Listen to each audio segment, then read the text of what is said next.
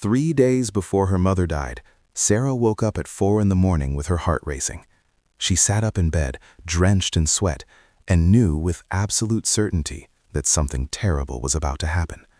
She could not explain it. There was no logical reason. Her mother was healthy, only 62, no history of heart problems. But the feeling sat in Sarah's chest like a stone. She called her mother that morning. Everything was fine. She called again the next day. Still fine. On the third day, her mother collapsed in the kitchen. A massive stroke, dead before the ambulance arrived. At the funeral, Sarah told everyone the same story.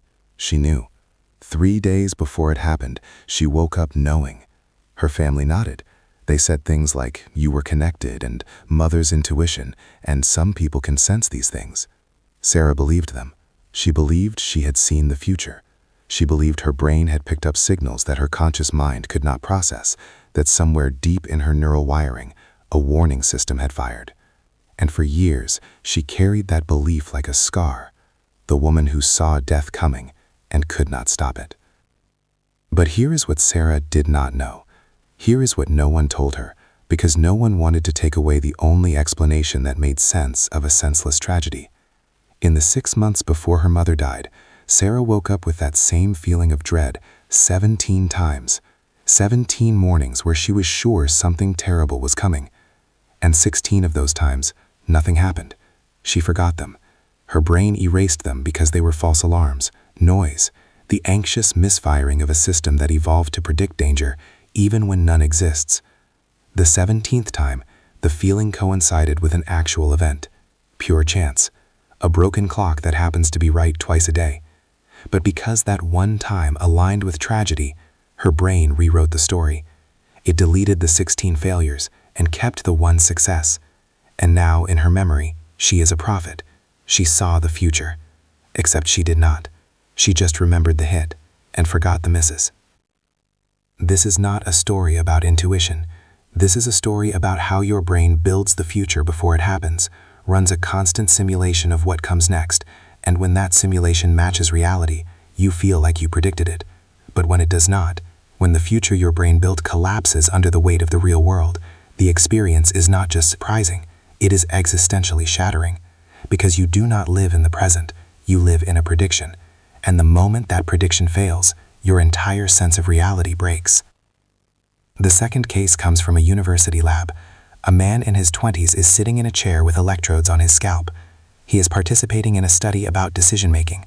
The task is simple. A screen in front of him shows 2 buttons, one red, one blue. He is told to press whichever button he wants, whenever he wants. No rules, no pattern, just choose freely. He sits for a moment, staring at the screen. Then, without thinking too hard, he decides. Red. He reaches forward. His finger presses the button. The red light flashes on the screen. Except something is wrong. The light flashed before he pressed the button, not after. Before. He saw the result of his action before his finger made contact. He blinks. Tries again. This time he chooses blue. He reaches out. The blue light flashes. Again, before the press, a fraction of a second too early. It is subtle, but it is there, and it makes his stomach turn. He stops, looks at the researcher, asks if something is broken. The researcher smiles. Nothing is broken. This is the experiment. The electrodes on his head were reading his brain activity in real time. Specifically, they were monitoring the motor cortex, the part of his brain that initiates movement. When his brain decided to press the red button, that decision showed up in his neural activity roughly 500 milliseconds before his finger moved. The researchers saw the decision before he did, and they programmed the screen to show the result of that decision immediately, before his hand completed the action. So from his perspective, the light flashed before he pressed the button. The future arrived before the present. He sat in that chair for another 20 minutes, pressing buttons, watching the screen respond to decisions he had not yet made. And by the end, he was not smiling anymore. He looked pale, shaken. When the researchers asked him how he felt, he said it was like the world had become unmoored, like cause and effect had reversed. He knew logically that the light was reacting to his brain, not predicting his action, but it did not feel that way. It felt like the universe had looked ahead, seen what he was going to do, and responded before he could finish. It felt like his sense of control, his sense of being the author of his own choices, was an illusion his brain had been telling him his whole life, and now that illusion was cracking. The researchers explained it to him. Your brain does not experience the world in real time. It experiences the world roughly 300 to 500 milliseconds in the past. Every sight, every sound, every sensation takes time to travel from your sensory organs to your brain, time to be processed, time to be assembled into a coherent experience. But you do not feel that delay. You do not notice it, because your brain compensates. It builds a model of the world, a prediction of what is happening right now, and it shows you that prediction instead of the raw data. It smooths out the delays. It fills in the gaps. It makes you feel like you are living in the present, even though you are always half a second behind. And most of the time, the prediction is so accurate that you never notice. The world behaves exactly the way your brain expects it to, until it does not. The man left the lab that day with a question he could not shake.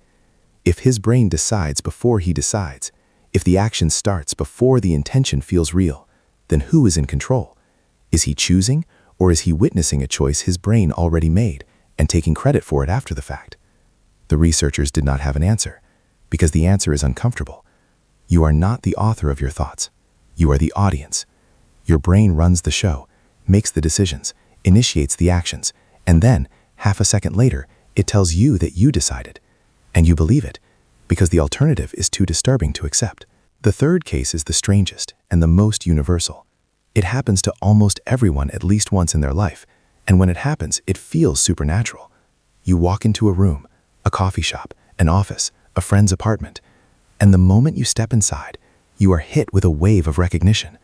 You have been here before. Not recently, not in a way you can pinpoint, but you know this room. You know the arrangement of the furniture. You know what the person across from you is about to say. You can feel the next 5 seconds unfolding in your mind before they happen. This is déjà vu, and it is not a memory. It is a glitch. A woman in her 30s described her experience like this. She was sitting in a meeting at work. Her boss was talking about a project deadline. The room was full of people she saw every day. Nothing unusual. And then mid-sentence, the feeling hit her. She had lived this exact moment before. Same room, same words, same angle of light coming through the window. She could predict what her coworker was about to say next. She felt certain. And when he said it, when the exact words she predicted came out of his mouth, she felt a chill run down her spine. It was not just familiarity. It was certainty. She was watching a scene she had already seen, a future she had already experienced, replaying in front of her like a film she had memorized. The feeling lasted maybe 10 seconds. Then it faded. She was back in the present, disoriented, unsure if what she experienced was real. She asked her coworker later if they had ever had that conversation before. He said no. She checked her calendar to see if the meeting had been rescheduled, if maybe they had discussed this a week earlier and she was remembering it. No, it was the first time. So what was it? A premonition? A glitch in time? A memory from a dream she had forgotten? None of those. It was her brain misfiring. Specifically, it was her temporal lobe, the region responsible for forming new memories and tagging them with a sense of time. During that 10-second window, her brain made a processing error. It took the sensory input from the present moment, the sights, sounds, feelings of that meeting, and instead of tagging it as new experience, it tagged it as old memory. So her conscious mind received the information twice, once as, I am experiencing this now, and again, milliseconds later as, I remember experiencing this before. The two signals overlapped, and the result was the overwhelming sensation that she was living through something she had already seen. But here's where it gets strange. During those 10 seconds, she felt like she could predict the future. She felt certain her coworker would say a specific thing, and he did. That was not precognition. That was her brain playing a trick. When the first signal came through, when her brain processed the present moment, it also generated a prediction of what would happen next. That's what brains do. They do not passively receive reality, they actively predict it. And in that moment, when her brain misfired and tagged the present as a memory, it also tagged the prediction as something she had already seen. So when the prediction came through, when her coworker said the expected thing, it felt like she had known it all along, like she was watching a rerun instead of a live event. The experience faded, her temporal lobe corrected itself. She returned to normal. But the memory of those 10 seconds stayed with her, because it felt real. It felt like proof that time is not linear, that the future can leak into the present, that some part of her brain can see ahead, except it cannot. What she experienced was not a glimpse of the future. It was her brain's prediction engine, operating normally, but tagged incorrectly. She felt like a prophet. She was just a passenger in a system that was temporarily malfunctioning. So what do these three stories tell us? Sarah believed she predicted her mother's death, but she only remembered the one time her anxiety coincided with tragedy and forgot the 16 times it did not. The man in the lab believed he controlled his actions until an experiment showed him his brain decides before he does. The woman in the meeting believed she saw the future, but she only experienced her brain tagging a prediction as a memory. All three felt certainty. All three felt like they were glimpsing something beyond normal perception. And all three were wrong. Because your brain is not a camera. It is not recording reality and playing it back for you in real time. It is a prediction machine. It is constantly building a model of what will happen in the next fraction of a second, the next minute, the next hour. It uses your past experiences, your memories, your patterns, to generate expectations about the future, and then it shows you those expectations as if they were reality. Most of the time, the predictions are accurate. The door opens when you turn the handle. The floor supports your weight when you step forward. The sentence ends the way you expected. And because the predictions are accurate, you do not notice them. You think you are experiencing the world directly, but you are not. You are experiencing your brain's best guess about the world. And when that guess is wrong, when the future your brain built does not match the reality that arrives, the error is not just cognitive, it is emotional. It feels like betrayal. It feels like the universe broke a promise. This is what Sarah felt when her mother died. Not grief alone, but the collapse of a prediction. Her brain had been running a model of the world where her mother was alive, healthy, would be around for another 20 years. That model was so solid, so deeply embedded, that when it shattered, it did not just hurt, it felt impossible. Her brain had not prepared her. It had not predicted this. And the only way to make sense of the shock was to rewrite history, to convince herself that some part of her had known, had seen it coming, had tried to warn her. That rewrite was not delusional. It was adaptive. It gave her back a sense of control in a world that had just proven itself unpredictable. This is what the man in the lab felt when the light flashed before he pressed the button. Not confusion alone, but the destabilization of his sense of agency. His brain had been telling him his whole life that he makes decisions, that his thoughts cause his actions, that he is in command. And in one afternoon, an experiment showed him that the decision happens in his brain before he feels it, that his sense of willing an action is just his brain narrating an event that already started. That revelation did not make him a robot, but it made him question every choice he thought he made freely. And this is what the woman with déjà vu felt when her coworker said the exact words she predicted. Not surprise alone, but the eerie sensation that the future is not open, that the next moment is already written, that she is living in a script she has read before. That feeling lasted 10 seconds, but it planted a seed, a question she could not shake. If her brain can generate that feeling, that overwhelming certainty of having seen the future, then how does she know every other moment of her life is not the same? How does she know she is not always living in a prediction, a story her brain tells her, and calling it reality? The answer is in the next part of this story, but here is the warning. Once you understand how your brain predicts the future, once you see the machinery behind the curtain, you cannot unsee it. You will start to notice the moments when the prediction is wrong, the step that is higher than you expected, the word someone says that you did not anticipate, the feeling of something being off before you consciously know why. And you will realize that every moment of your life, every second you think you are experiencing reality directly, you are actually experiencing your brain's simulation of reality, a simulation built from memory, expectation, and guesswork, a simulation so convincing that you never question it until it glitches. And then, for just a moment, you see the truth. You are not living in the present. You are living 500 milliseconds in a future your brain invented, and sometimes that future does not arrive. Your brain is not waiting for the world to happen. It is writing the script before the scene plays. Right now, as you read this, your brain is generating a forecast of the next sentence, the next word, the next letter. It is predicting where your eyes will move, what you will understand, how the paragraph will end. And if the prediction is accurate, if the words arrive exactly as your brain expected, you will glide through this text without noticing the machinery at work. But if a word appears that violates the pattern, if a sentence structure breaks expectation, your brain will stumble. You will reread. You will feel a tiny jolt of surprise. That jolt is not the word being difficult. It is your prediction being wrong. This is called predictive coding, and it is not just how you read. It is how you see, hear, touch, move, and think. Every fraction of a second, your brain is building a model of what will happen next. It does this by comparing incoming sensory data against its internal predictions. When the data matches the prediction, your brain suppresses it. It does not waste energy processing information it already expected. You only become consciously aware of the world when something unexpected happens, when the prediction fails, when reality delivers a signal your brain did not anticipate. That failure is called a prediction error. And your entire conscious experience is built from prediction errors.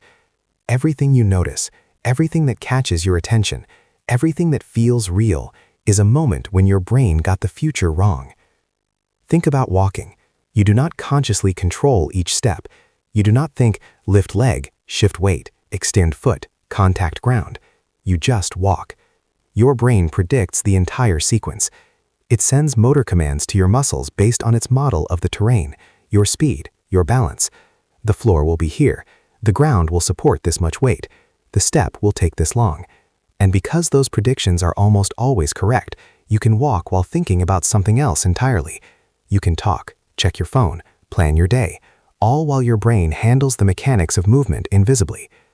But then you step on a stair that is 1 inch higher than you predicted. Your foot lands wrong. Your balance shifts. Suddenly, you are fully present. Your brain screams prediction error. Your muscles tense. Your attention snaps to your feet. The world rushes back into focus. Not because the stair was dangerous, but because it was unpredicted.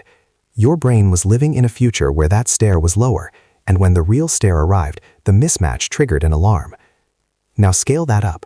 Your brain is not just predicting steps, it is predicting people, conversations, emotions, life events. Every time you walk into a room, your brain generates a forecast. Who will be there, what they will say, how they will react. It builds this forecast from memory, from patterns, from every similar situation you have experienced before. And when people behave the way your brain predicted, when the conversation flows as expected, when the social script plays out without deviation, you feel comfortable, you feel in control. Because your brain is living in a simulation of reality that matches reality so closely, you cannot tell the difference. But then someone says something unexpected. Your partner responds with anger when you predicted calm. Your boss laughs when you predicted criticism. A friend goes silent when you predicted support. And in that moment, your brain does not just register surprise, it registers danger. Because prediction errors are how your ancestors survived. A rustle in the grass that does not match the pattern of wind. A shadow that moves wrong. A sound that should not be there. Those errors meant predator, threat, death. So your brain evolved to treat all unexpected events as potential dangers until proven otherwise. That is why bad news hits harder than good news. That is why betrayal feels worse than disappointment. That is why the death of someone young feels more traumatic than the death of someone old. Not because the loss is objectively greater, but because your brain did not predict it. The future your brain built had that person alive, and now that future is gone. The prediction collapsed, and your brain is scrambling to rebuild a new model, a new simulation, one that accounts for a world where that person no longer exists. This is what happened to Sarah. Her brain had been running a prediction model for her mother. That model said healthy, alive, years ahead. When her mother died suddenly, the prediction error was not just emotional, it was structural.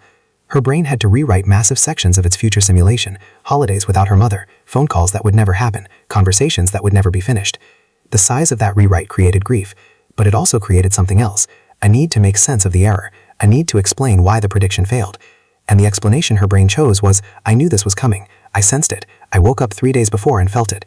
That explanation was false, but it was adaptive, because it restored a sense of prediction. It said, yes, the model broke, but I saw it breaking. I was not blindsided, I had warning. And that belief, even though it was constructed after the fact, reduced the feeling of helplessness. It gave her brain a narrative where she had some access to the future, even if she could not change it. This is not unique to Sarah. This is how all humans process unexpected trauma. After a car accident, people say, I had a bad feeling that morning. After a breakup, people say, I saw the signs months ago. After a betrayal, people say, I always knew something was off. They are not lying. They genuinely believe it.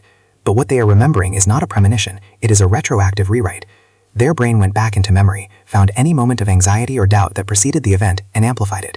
It turned vague unease into certainty. It turned random worry into prophecy.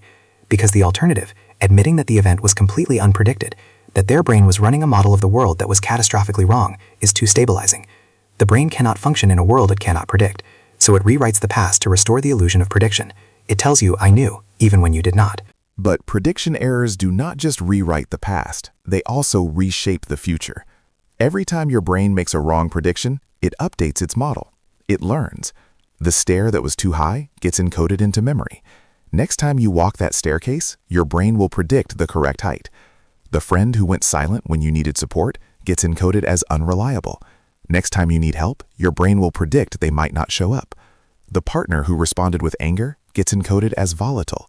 Next time you speak, your brain will predict conflict. This is how trauma works. A single unpredicted event can permanently alter your brain's model of the world. And once that model is altered, you start living in a different future. A future where floors cannot be trusted, where people will leave, where safety is temporary. Your brain is not being paranoid, it is being predictive. It is saying the world violated my expectations once, so I will adjust my expectations to include that violation. And now, you live in a simulation where bad outcomes are more likely, not because the world changed, but because your prediction machine changed. This is the dark side of predictive coding. Your brain is designed to learn from errors, but it does not distinguish between errors that are useful and errors that are traumatic. It treats all prediction failures the same way. Update the model. Prepare for next time. So if you experience one car accident, your brain starts predicting car accidents everywhere. If you experience one betrayal, your brain starts predicting betrayal in every relationship. If you experience one failure, your brain starts predicting failure in every attempt. You are not overthinking. You are not being irrational. You are living in a future your brain constructed from past prediction errors. And that future feels real, because to your brain, predictions are real. They are the only reality you ever experience. Now, let's go back to the man in the lab, the one who pressed a button and saw the result before his finger landed. What he experienced was not supernatural. It was the opposite. It was a glimpse behind the curtain. His brain makes decisions roughly 500 milliseconds before he becomes consciously aware of those decisions. That delay is normal. It happens every time you choose anything. Your brain initiates the action, sends the motor commands, and then, half a second later, it generates the conscious experience of having decided. The feeling of "I chose this" happens after the choice, not before. But because the delay is consistent, because it happens every single time, you never notice it. It feels like you decide and then act. But the neural reality is you act and then feel like you decided. The experiment broke that illusion by showing him the result before the delay finished. His brain sent the command to press the button. The electrodes detected that command. The screen displayed the result. And only then did his conscious mind register the decision. So, from his perspective, the screen responded to a choice he had not yet made. But the choice was already made. It just had not reached his awareness. What he experienced was the gap between neural decision and conscious experience, a gap that exists in every moment of your life, but remains invisible because the timing is usually seamless. The experiment made the gap visible, and once he saw it, he couldn't unsee it. Every choice he made after that felt suspect. Every decision felt like an afterthought, because he had seen the machinery. He had seen that his conscious mind is not the author, it is the narrator. It tells the story of decisions after they have already been made, and it tells that story so convincingly that you believe you were in control the entire time. This is not a philosophical problem. This is a neurological fact. Your sense of agency, your feeling that you are steering your life, making choices, authoring your future, is a story your brain generates after the fact. The decisions happen in unconscious neural processes: pattern matching, memory retrieval, emotional weighting, prediction. And then, once the decision is made, your brain constructs a narrative. It says, "I decided this because of these reasons." It gives you the feeling of intention, and that feeling is so strong, so immediate, so convincing, that you never question it, until someone shows you the timing, until someone proves that the decision fired before you felt it. And then you are left with a question that has no comfortable answer. If I am not choosing, then who am I? The answer is you are the prediction. You are not the brain. You are the model the brain is running, the simulation it generates, the story it tells itself about what will happen next, what it wants, what it fears, who it is. And that simulation is so detailed, so immersive, so continuously updated, that it feels like reality. It feels like you. But it is not you in the way you think. It is a predictive construct, a best guess, a forecast of your own existence, generated by neural machinery you do not control and cannot access. And most of the time, the forecast is accurate enough that you never notice the gap between the prediction and the reality. But sometimes, the prediction is wrong. And in those moments, you feel the void. You feel the space between who you thought you were and what your brain actually did. You feel the terrifying possibility that you are not in control, that you never were, that your entire sense of self is just a story told by a machine about a future it is constantly trying to guess. And then there is déjà vu, the woman in the meeting who felt certain she had lived that moment before. She was not remembering a past event. She was experiencing a prediction tagged incorrectly. Her brain predicted what her coworker would say next. That is normal. Brains predict dialogue constantly. You finish people's sentences in your head. You anticipate responses. You rehearse conversations before they happen. Your brain is running simulations of social interactions all the time. But usually those predictions stay unconscious. They guide your behavior without entering awareness. You do not feel like you are predicting. You just feel like you are talking. But during her déjà vu episode, something went wrong in her temporal lobe. The prediction, which should have remained unconscious, got tagged as a memory. So her brain told her, "I have seen this before," when what it should have said was, "I am predicting this now." The result was the overwhelming sensation of precognition. She felt like she was watching a rerun, but she was just watching her brain's prediction engine operating normally with the wrong timestamp. This explains why déjà vu always feels prophetic, why people say, "I knew what was going to happen next, and it did." Because the prediction engine is usually very good. Your brain is very good at guessing what people will say, where objects will move, how events will unfold. It has spent your entire life learning patterns. So when it generates a prediction during a déjà vu episode, that prediction is often accurate. Your coworker does say the expected thing. The conversation does flow the predicted way. And because your brain has incorrectly tagged the prediction as a memory, it feels like confirmation. It feels like you saw the future. But you did not. You constructed the future in real time, based on patterns, and your brain showed it to you as if it were the past. The prophecy was just a glitch in the timestamp. The future your brain predicted happened to match the future that arrived, and for 10 seconds, you felt like a seer. Then the glitch corrupted, and you went back to being a person who does not know what comes next. Except you do know. Your brain always knows. It is always predicting. You just do not usually feel it. Déjà vu is what it feels like when the prediction becomes conscious. So here is where you are left. You do not live in the present. You live in a prediction of the present, generated by your brain 300 to 500 milliseconds ahead of the raw sensory data. That prediction is updated constantly, invisibly, based on memory and expectation. When the prediction matches reality, you feel normal. When it does not, you feel surprise, fear, confusion, or grief, depending on the size of the error. You do not make decisions in real time. Your brain makes them first, unconsciously, and then tells you that you decided. And you believe it, because the story arrives so quickly after the action that the gap is imperceptible. You do not remember the past accurately. Your brain rewrites memory after unexpected events, amplifying any prior moment that could be reinterpreted as a warning, so you feel like you predicted what you did not. And sometimes, rarely, your prediction engine misfires. It tags a forecast as a memory, and for a few seconds you feel like you have seen the future. You haven't. You have just seen your brain, guessing correctly, and mistaking the guess for a vision. This is the machine that sees tomorrow. It does not see the future. It constructs it. And most of the time, the construction is so accurate, so seamlessly aligned with reality, that you never notice you are living in a simulation. But when the construction fails, when the future your brain built does not match the future that arrives, you feel it. You feel the error in your body, your chest, your gut. You feel the collapse of certainty. And you are left with the unbearable knowledge that the world you thought was solid is actually just a prediction. And predictions can be wrong.